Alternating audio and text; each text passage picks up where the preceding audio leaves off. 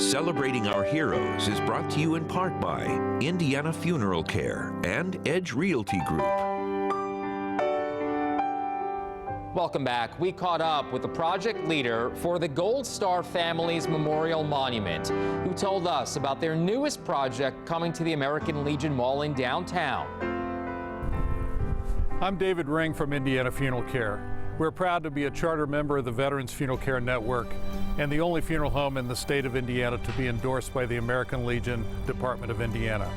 We have been an information source and an advocate for the families of veterans and especially for Gold Star families to ensure they receive the benefits and the honors they so richly deserve. Thank you for your service to our country. We're part of the Herschel Woody Williams Medal of Honor Foundation. And Woody is he just turned 96, and he is the last living Medal of Honor recipient from the Battle of Iwo Jima. He started the foundation, and he's been honoring Gold Star families for years.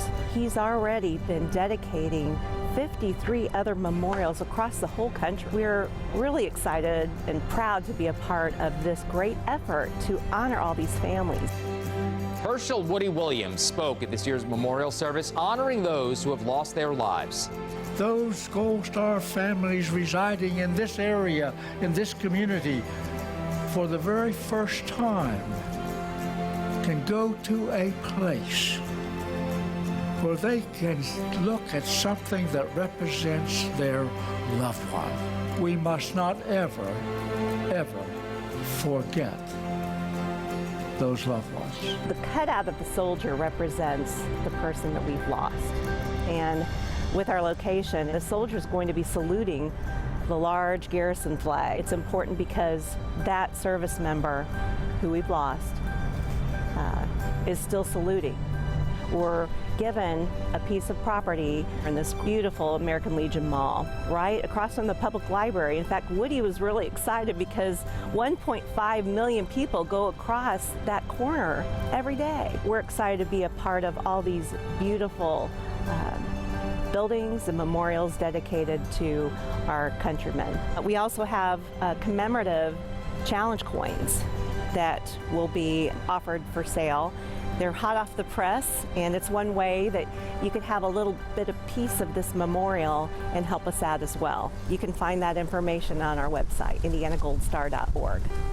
There is a promising treatment for traumatic brain injuries and PTSD called HBOT, but the treatment is not universally accepted. Indiana is the only state to fund an HBOT pilot program specifically for veterans. News 8's Richard Essex has the story. Here is Corporal Chuck Lee. When this picture was taken, he was pretty fresh out of basic training, and he was just getting his feet on the ground with the 82nd Airborne. Lee spent 9 years in the Army, and if he had his way, he'd still be in uniform. If you asked me if I'd do it all over again, I'd be the first one on the plane. He first saw action in 1989 in Operation Just Cause to overthrow then Panamanian dictator Noriega. The 82nd Airborne got the call again for the Gulf War. After 9 years of combat, jumping out of planes and exposure to chemicals, he came back to Indiana a much different man. When I first got back, I drank heavy. I was lost, you know. You come back, you lose your team, and you're trying to fit back into society after you come back from seeing all that over there, and you're trying to piece, your life back together, and you lose yourself. His service to our country presented him with another fight, the fight for his life. Yeah, I hit rock bottom. Got stuck in behind the four walls, depression crept in, and the PTSD, and it eats you up. Yeah, the hardest part was watching my wife and my kids go through it all with me, and at the same time, I didn't realize how much they were going through. You know, I thought it was just me, me, me, me. His liver was failing. I had a piece of steel when I was over to go up through this shoulder here. His brain was broken, and he was confined to a wheelchair by the pain coursing through his body. Doctors had prescribed every painkiller on the market, but the pain persisted, and he'd had enough. What you are about to hear, his wife has never heard. One morning, she left for work, and I made my way to the bathroom and had a gun to my head. And she came back in, she forgot something. When she come in the door, she hollered, and I hit the floor and started crying like a baby. I hid the weapon and I never said anything from that point on. Just let it go. He turned to alternative medicine and discovered hyperbaric oxygen treatment, You get into the chamber and they pump oxygen in there and it's pressurized. commonly called HBOT. 2 weeks. Didn't really notice a difference in the first week going through it, but I started noticing a difference the second week. For Lee, these treatments were nothing short of a miracle. I felt like I was back in high school again.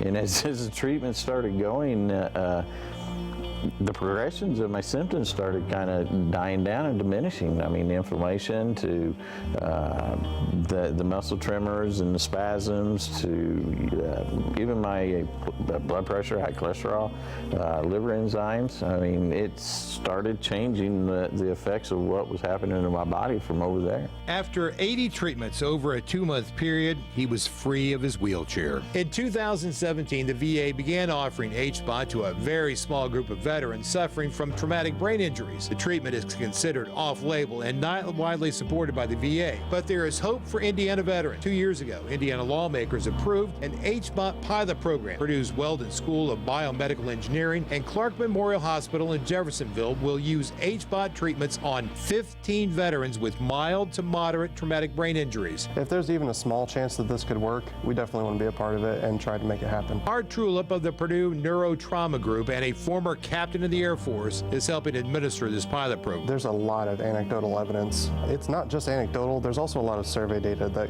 kind of backs up what's going on.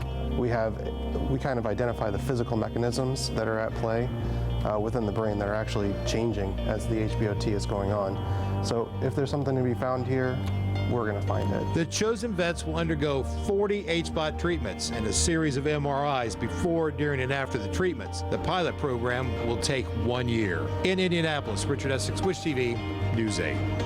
Purdue is actively recruiting veterans for this program to be considered. There are a couple of guidelines. Vets with shrapnel or metal implants will most likely not qualify. We will post information on how to apply along with the story at wishtv.com. Celebrating Our Heroes is proudly sponsored by Indiana Funeral Care. Respectful, simple, sensible.